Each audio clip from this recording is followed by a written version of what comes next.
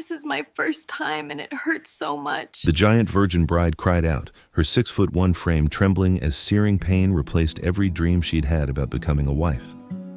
At 26 years old, Temperance had waited her entire life for this moment, believing her unusual height and powerful build made her unworthy of gentleness, undeserving of tenderness.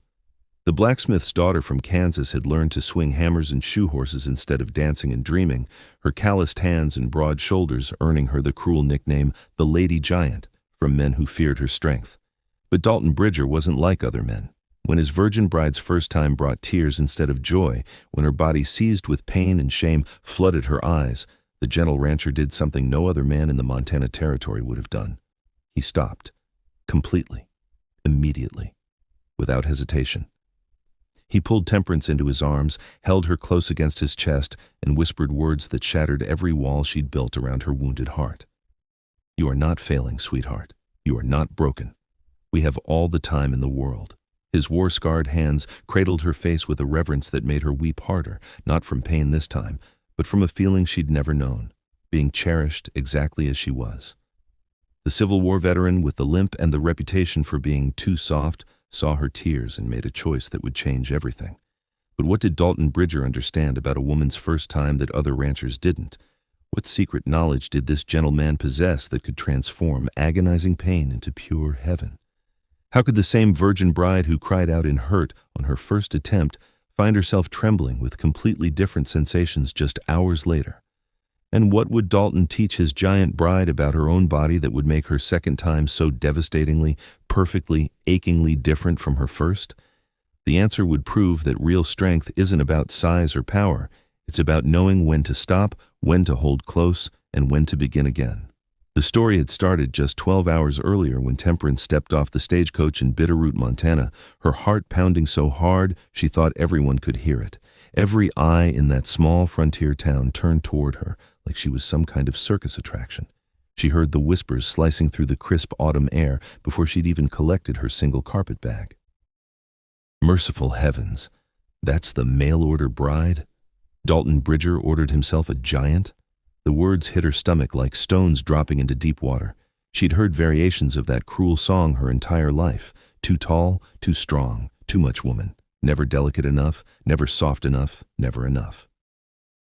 At 6 feet and 1 inch, Temperance had to unfold herself from the cramped stagecoach like a tree straightening after a storm. Her broad shoulders blocked the afternoon sun, casting a shadow that made the petite women of Bitterroot look even smaller by comparison. She knew what they were thinking, because she'd heard it all before back in Kansas. What kind of man wants a woman who can outwork him? What kind of woman grows that big and thinks she deserves tenderness? Her father's forge had been both her salvation and her curse. After her mother died giving birth to her, little Temperance became the son her blacksmith father never had. By age 12, she could shoe a horse better than the ranch hands who came through. By 15, she could lift an anvil that made grown men grunt with effort. By 20, she'd stopped hoping any man would see past her unusual size to the lonely heart beating underneath. The men back in Kansas had looked at her with either fear or mockery, never with desire, never with the kind of warmth she saw other girls receive. She was the Lady Giant, the freak, the woman whose very presence made men feel inadequate. So when Dalton Bridger's advertisement appeared in the Kansas newspaper 8 months ago, asking for a mail-order bride and specifically stating he needed a strong woman unafraid of hard work and honest about who she is, Temperance had stared at those words for 3 full days before finding the courage to respond. Her first letter had been brutally honest because she couldn't bear another rejection based on false expectations. She told him everything, her height, her strength, her calloused, work-roughened hands. She told him she wasn't refined or delicate. She told him most men found her intimidating rather than attractive. She sealed that letter with trembling fingers, expecting nothing but silence in return. Instead, 3 weeks later, his response arrived and changed everything. "I don't need a flower, Miss Coldwell. I need a partner. These mountains don't care about delicate. They care about strong. And from your letter, I'd say you're the strongest woman I've never met." Temperance had read those words so many times the paper went soft at the creases. For 8 months they'd exchanged letters that became more intimate than any physical touch she'd ever experienced. He told her about his ranch in the Bitterroot Valley, about the war injury that left him limping and aching most days, about losing his first wife to an epidemic 5 years back. He told her the other ranchers thought he was too gentle, too soft for the brutal demands of Montana territory. He told her he was tired of pretending to be harder than he was. And Temperance told him everything she'd never told another living soul, about the loneliness that ached worse than any physical injury, about lying awake at night wondering if she'd die having never been held with real tenderness, about the shame that lived so deep in her bones she sometimes forgot it was there until some stranger's casual cruelty reminded her. Dalton never pitied her. He never tried to diminish her pain or convince her she was imagining the rejection. He just saw her. Really, truly saw her. His letters became the thing she lived for, the proof that somewhere in this harsh world there was one man who might want exactly who she was. So when she stepped off that stagecoach into the judgmental stares of Bitterroot citizens and spotted Dalton Bridger leaning against the mercantile post, hat in his calloused hands, watching her with storm-gray eyes that held no disappointment, only recognition, her heart performed a movement it had never done before. It hoped. He limped toward her, favoring his left leg heavily, and Temperance noticed he stood maybe 5 feet 10 inches tall, 3 inches shorter than her. She braced herself for the inevitable flinch, the flash of regret that always came when men realized just how much taller she stood. But instead, Dalton smiled.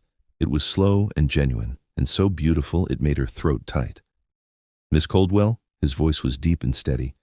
"I'd recognize that honest face anywhere. Honest, not pretty, not lovely, not any of the words men used for delicate women, but honest.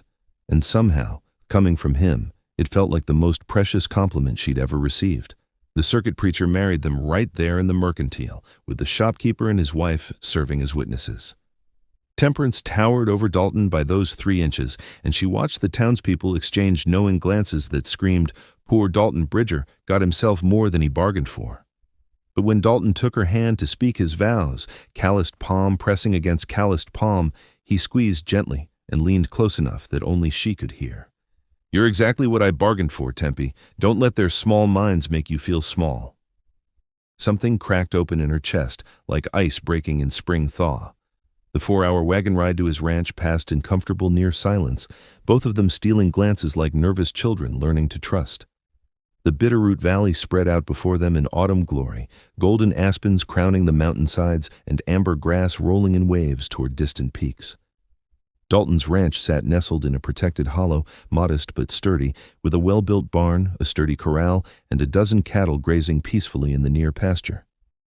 It looked like everything Temperance had dreamed about during those lonely nights in Kansas. It looked like home.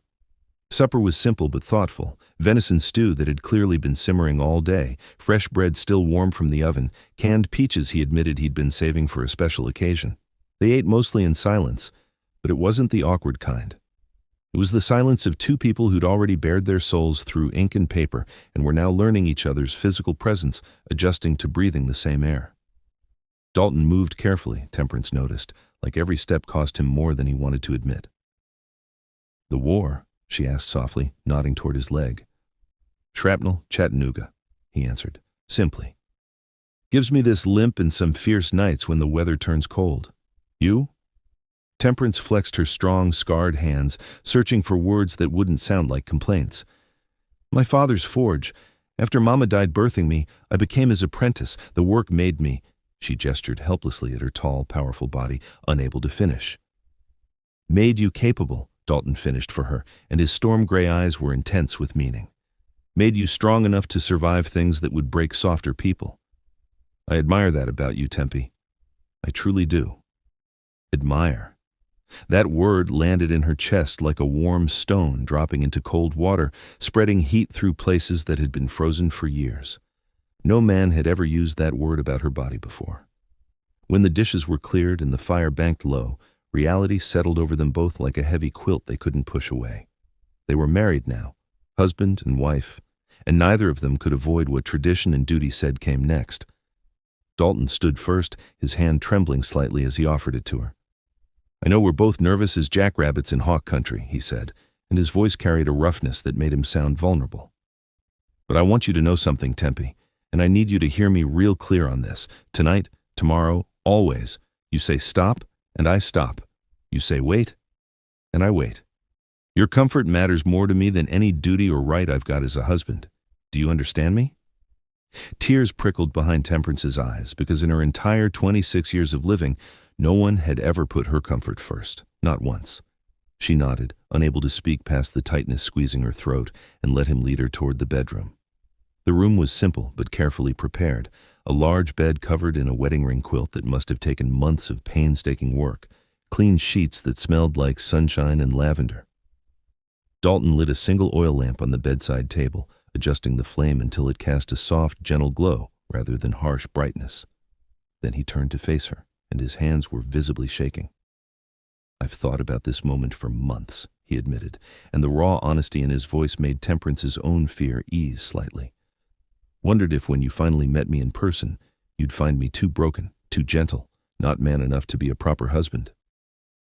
"And I've feared you'd find me too much woman," Temperance whispered back, her voice barely audible. "Too big, too strong, too—" But Dalton crossed the small distance between them and cupped her face in his war-scarred hands, silencing her self-condemnation. "You are not too much. You are enough.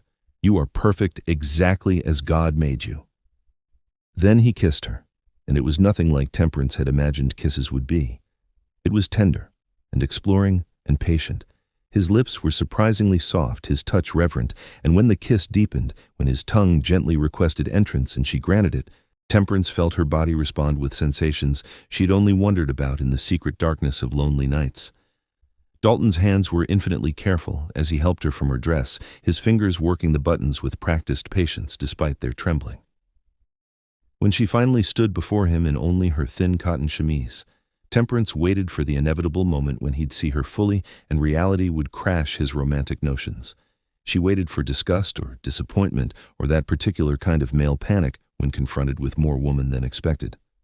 Instead, Dalton's storm-gray eyes filled with something that looked remarkably like wonder. His gaze traveled over her tall frame, her broad shoulders, her muscled arms, and his expression never wavered from reverent appreciation. "You're beautiful," he breathed, and his voice cracked on the word like something breaking open. "Strong and beautiful, like those goddesses from the old Greek stories my grandmother used to read to me." His hands began a slow, worshipful exploration, tracing her shoulders, sliding down her arms, spanning her waist. Everywhere he touched felt like Temperance was being simultaneously claimed and set free. They moved to the bed together, and the exploration continued in ways that made her breath catch and her heart race. She felt herself relaxing into his touch, into this new experience of being wanted rather than tolerated. But then the nature of their intimacy shifted. Tenderness moved toward consummation.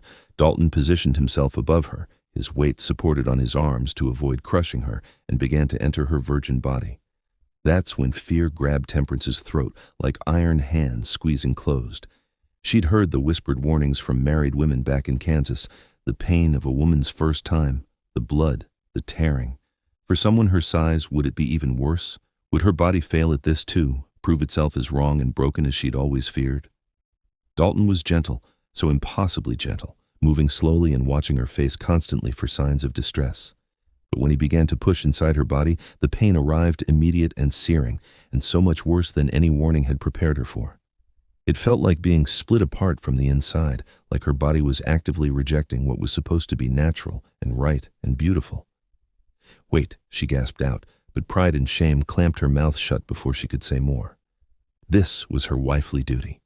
She had to endure this. She had to be strong enough. She'd survived her father's forge and years of cruel mockery. Surely she could survive this. But the pain intensified, sharp and burning and relentless, and tears began streaming down her face before she could stop them. Her body tensed, fighting against the intrusion, making everything worse. And that's when the scream tore from Temperance's throat, raw and desperate and carrying 26 years of accumulated shame and fear and feeling fundamentally broken. "Dalton, this is my first time and it hurts so much." Dalton froze the instant her cry pierced the quiet bedroom. Then, with infinite care, he withdrew completely and gathered Temperance's trembling body into his arms. "I've stopped, sweetheart," he said urgently, his own voice shaking with emotion. "I've stopped. You're safe. I'm so sorry, honey. I'm so terribly sorry." She buried her face against his bare shoulder, and the sobs came harder, violent and uncontrollable, not just from the physical pain but from something deeper and more devastating. The crushing weight of failure, of being broken in yet another way. "I'm sorry," she choked out between gasping breaths that felt like drowning. "I'm failing at this too. I can't even be a proper wife. I can't even do this one simple thing that every other woman manages." But Dalton pulled back just enough to cradle her face in his war-scarred hands, forcing her to meet his storm-gray eyes. And what she saw there wasn't disappointment or frustration or the anger she expected. It was anguish. For her. "Stop," he said firmly, his voice carrying an authority that cut through her spiral of shame. "You are not failing at anything. Do you hear me, Temperance? What just happened took more courage than any battle I ever fought in that godforsaken war. You trusted me with your body, with your vulnerability, and when it hurt, you told me the truth instead of suffering in silence. That's not failure. That's bravery." He held her closer, one hand stroking her long dark hair while the other pressed against the small of her back, anchoring her to something solid while her world spun apart. His heart beat steady and strong beneath her ear, and she focused on that rhythm, letting it calm her ragged breathing. "We have all the time in the world," Dalton murmured into her hair, his lips brushing her temple. "All the time. There's no race, no schedule, no law saying we have to do anything tonight or tomorrow or any night until you're truly ready. You're my wife, Tempe. That means I protect you, even from myself if necessary. But don't you need—" She couldn't finish the sentence, couldn't voice the assumption every woman learned that a husband's needs mattered more than a wife's pain. "What I need," Dalton said fiercely, tipping her chin up so she had to see the absolute truth in his eyes, "is for you to feel safe with me. What I need is for you to know deep in your bones that your body is yours, that you're not broken or wrong or failing. What I need is to hold my brave, beautiful wife and let her know she's cherished exactly as she is, pain and fear and all." Something inside Temperance cracked open, not painfully, but like ice breaking apart in spring thaw, releasing water that had been frozen too long. They lay together in the soft lamplight for a long time, Dalton holding Temperance, while she cried out years of accumulated pain and shame. He didn't try to shush her or minimize what she felt. He just held her, occasionally pressing gentle kisses to her forehead, whispering words that slowly began to penetrate the walls she'd built around her wounded heart. "You're safe. I've got you. You're not alone anymore." His fingers traced patterns on her back, soothing and rhythmic, asking nothing, just offering comfort. Gradually, her sobs quieted to shaky breaths, then to something approaching calm. "When my first wife died," Dalton said eventually, his voice low and thoughtful, "I thought I'd never feel anything real again. The war had already taken most of my capacity for softness, watching boys barely old enough to shave get torn apart by cannon fire. Losing Sarah took whatever was left. I became hard, Tempe, cold as Montana winter. I went through the motions of living but felt nothing inside." He paused and she felt his chest rise and fall with a deep breath. "It wasn't until I started writing to you that something thawed in me. Your letters, your honesty about your pain and your strength despite it, your refusal to pretend everything was fine when it wasn't. You reminded me how to be gentle again. You gave me back a piece of myself I thought the war had killed." Temperance lifted her head to look at him, seeing vulnerability written across his weathered features. "You gave me hope too," she whispered. "You were the first man who saw my strength as something beautiful instead of shameful. The first man who didn't make me feel like I had to apologize for taking up space in the world." Dalton's hand came up to cup her cheek, his thumb brushing away the tear tracks. "Because you are beautiful. When I look at you, you want to know what I truly see? I see a woman strong enough to help me run this ranch, to stand beside me when Montana throws everything it's got at us, and this territory doesn't go easy on anyone. I see a partner who won't break when life gets hard, and life here gets harder than most folks back east could imagine. I see the woman I want to build something real with, something that lasts." "I want that too," Temperance said, and meant it with every fiber of her being. "I want to try again, Dalton, but I'm scared. What if my body just won't—" "Then we'll figure it out together," he interrupted gently. "But Tempe, I need you to understand something important. There's more than one way for a husband and wife to be close, to share intimacy. The act itself, what we just tried, that's not the only path to connection." He shifted slightly, his expression both tender and serious. "May I show you something? May I teach you about your own body in a way I'm guessing no one ever has?" Temperance nodded, curiosity mixing with lingering nervousness. Dalton's hands began moving again, but differently this time. Not rushing toward any goal, just exploring with patient attention. He touched her in ways that made her gasp with surprise, discovering places on her body she hadn't known could feel pleasure. His calloused fingers traced her collarbone, the curve of her neck, the sensitive skin behind. Her ear. "You're in complete control," he kept reminding her, his voice rough with restrained desire. "We stop whenever you say stop. This is about you learning what feels good, learning that your body was made for joy, not just endurance." His mouth followed where his hands led, pressing kisses along her throat, her shoulders, the swell of her breasts. When he touched her between her legs, gentle and careful, asking permission with his eyes before proceeding, Temperance felt sensations she'd never imagined possible. It was nothing like the pain from before. This was warmth spreading through her body like honey, building and building until she thought she might shatter from the intensity. "That's it," Dalton encouraged softly, watching her face with rapt attention. "Just feel. Just let yourself feel, sweetheart. You're safe. I've got you."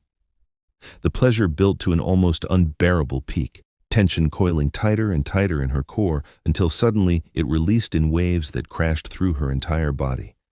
Temperance cried out, but this time in wonder rather than pain, her back arching as sensations she had no words for swept through every nerve. Dalton held her through it, murmuring praise and encouragement, his own breathing ragged as he watched her come apart in his arms. When the waves finally subsided, leaving her trembling and breathless, he pulled her close and kissed her softly. "That," he said, his voice thick with emotion, "is what it's supposed to feel like. That's the heaven God intended when he created intimacy between husband and wife." "I had no idea," Temperance breathed, her mind still reeling from what she'd just experienced. "I never knew my body could feel like that. I thought it was all just pain and duty." "That's because no one ever took the time to show you different," Dalton said, anger flashing briefly in his eyes, not at her, but at a world that left women ignorant of their own capacity for pleasure. "My first marriage was like that too. We were both young and ignorant, just doing what we thought we were supposed to do. But I've had 5 years alone to think, to read, to understand that real love, real intimacy, it means both people finding joy in each other. It means patience and communication and caring more about your partner's experience than your own satisfaction." As her breathing steadied and her body relaxed completely for the first time since their wedding night began, Temperance felt something shift inside her. The fear that had gripped her throat earlier began to loosen its hold. In its place grew something unexpected. Not just relief or gratitude, though she felt those things too, but actual desire. Real wanting that came from her own body, her own heart, not from duty or obligation. She looked at Dalton, this gentle, patient man who'd chosen to stop when she hurt, who'd prioritized her pleasure over his own needs, who'd shown her that her body wasn't broken after all. And she wanted him. Not because she had to, because she genuinely, deeply wanted to be connected to him in every possible way. "Dalton," she said softly, meeting his storm-gray eyes. "I want to try again, not because it's my duty or because I'm supposed to, but because I want to. With you. Because of you." This time, everything was different. Dalton took even more care than before, his hands and mouth preparing her body with patient tenderness until Temperance was trembling, not with fear but with anticipation. He checked in constantly, his eyes searching hers for any sign of discomfort or hesitation. "Are you sure, sweetheart? We can wait as long as you need." But Temperance nodded, pulling him closer, wanting this connection with a fierceness that surprised her. "I'm sure. I trust you, Dalton. I trust us." When he entered her this time, slowly and carefully, there was still a momentary pinch of discomfort as her body stretched to accommodate him, but it was nothing like the searing pain from before. And within moments, that brief discomfort transformed into something else entirely, a feeling of fullness, of rightness, of being exactly where she belonged. "Breathe with me," Dalton coached, his own breath coming in ragged gasps as he held himself perfectly still, giving her time to adjust. "Just breathe and tell me what you feel." "I feel connected," Temperance whispered, wonder coloring every word. "I feel whole. I feel like I've finally come home." Dalton's eyes glistened with unshed tears at her words, and he began to move, slowly at first, gentle rocking motions that gradually built into something more. The sensations were unlike anything Temperance had experienced, even during the pleasure he'd shown her earlier. This was deeper, fuller, touching places in her body and soul she hadn't known existed. When Dalton showed her she could move too, could set the pace and take what she needed, Temperance discovered a power in her own desire that made her feel invincible. "That's it, love," Dalton encouraged, his hands gripping her hips but letting her control the rhythm. "Take what you need. You're so beautiful like this, so strong and perfect." His words of praise kindled something fierce inside her, burning away the last remnants of shame about her body. For the first time in her 26 years, Temperance felt beautiful. Not despite her size and strength, but because of it. The pleasure built again, different from before, starting deep in her core and radiating outward in waves that seemed to touch every part of her being. She could feel Dalton's own tension building, could see in his face that he was holding back, waiting for her. "Let go, sweetheart," he urged, his voice strained with the effort of his restraint. "I want to feel you come apart around me." And she did. The climax crashed over Temperance like thunder rolling down from the mountains, powerful and all-consuming. She cried out his name as her body clenched and pulsed, and she felt Dalton follow her over that edge moments later, her name falling from his lips like a prayer. They held each other through the aftershocks, hearts pounding in perfect synchronization, bodies still joined, neither wanting to break the connection. When they finally separated, both breathless and trembling, Dalton pulled Temperance close and wrapped the wedding quilt around them both. "That," she said when she could speak again, her voice full of awe, "was pure heaven." Dalton laughed, the sound rich and joyful, and kissed her forehead, her nose, her lips.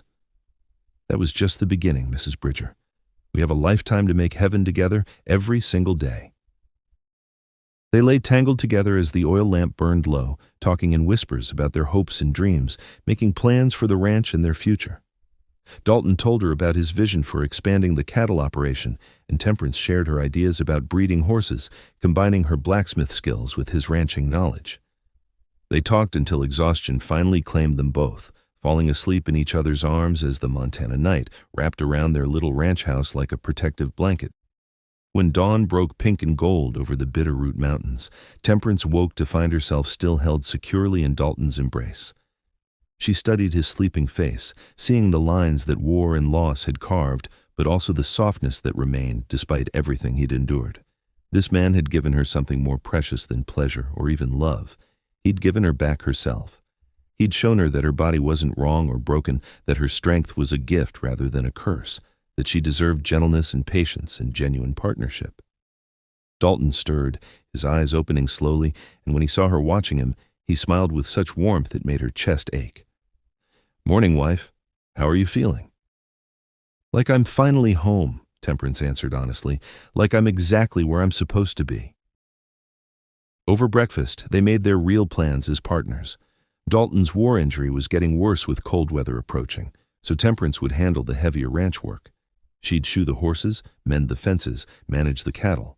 He'd handle the books, the planning, the negotiations with buyers in town, equal partners, each contributing their strengths. "Though I reserve the right," Dalton said with a grin, "to kiss my partner whenever I please." "And I reserve the right," Temperance countered, laughing, "to pick you up and carry you to bed when your leg pains you." "You could actually do that, couldn't you?" Dalton looked delighted rather than emasculated by the thought.